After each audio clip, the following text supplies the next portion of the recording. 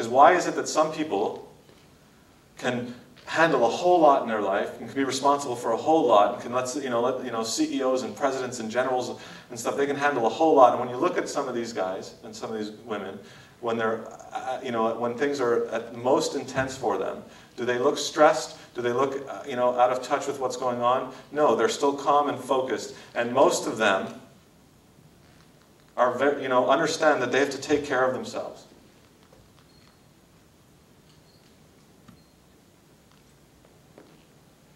And why is it then other people who have way less going on in their life can't handle very much at all before they get to those stressful points?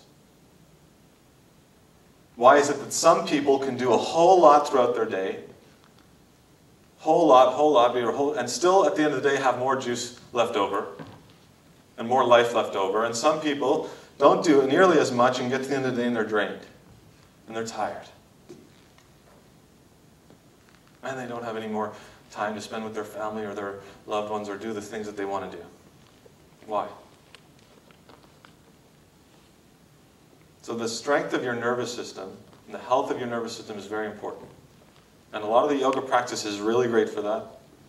Especially a lot of the Kundalini practices really help bring up the threshold of how much you can take without getting to that point of shutting down.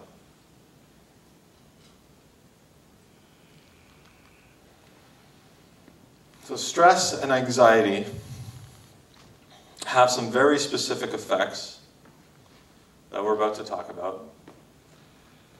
Including, so whenever we get into a stressful state, whenever we're in a state where we're disturbed inside, one thing that happens is we get into what we call fight or flight response. A lot of people in yoga already have heard of flight or flight, right? Have you heard of flight or flight? Okay, so flight or flight response, if you haven't heard it, is a mechanism that was kind of developed in our evolutionary process a long time ago as an important mechanism to help us deal with dangerous situations. So a long time ago, if we were being attacked by a saber-toothed tiger, a certain mechanism would kick in that would allow us to be able either to fight or run away if needed. And for short periods of time, it's a very important mechanism. For very short period types of dangers, a bus is about to hit you. We don't have saber-toothed tigers to worry about anymore. Unless you live in the mountains or you don't really have to worry about animals attacking you so much. But for short periods of time, this mechanism is very, very useful and very, very helpful. But the problem here is, most of us, to some degree, are under stress all the time. So I want to do a little thing with you. Take your left hand in the air, please, and pretend like you're holding a 30-pound dumbbell. Right? 30-pound dumbbell in your hand up in the air like that. How long do you think you're going to be able to support it in the air? Not for very long, probably, right? It's a stress. It represents a stress. It represents a very intense stress because it's very apparent. You know that it's there, and wow, I know that it's not going to last very long.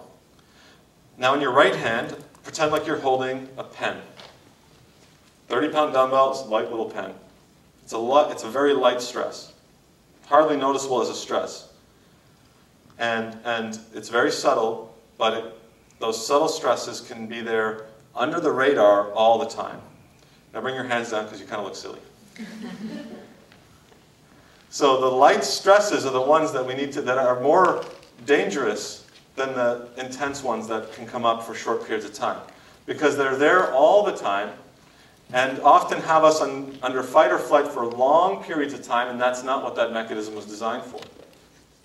For more great health tips, visit mindbodywarrior.com.